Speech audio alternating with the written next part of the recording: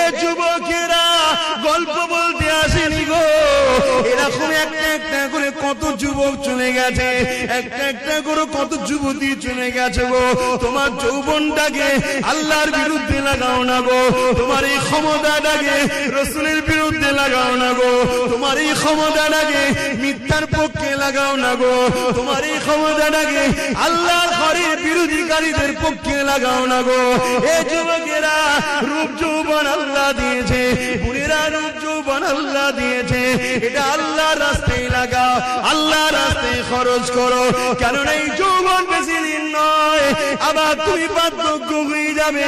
এই বয়সে যে বেশি বেশি করে ইবাদত করো, আল্লাহকে সিজদা দাও, রোজা রেখে রেখে জিন্দেগি কাটা, কোরআন তেলাওয়াত করে করে যদি কাটা, রাসূলের মাহফিলে গিয়ে গিয়ে যদি কাটা, হালাল ইনকাম করে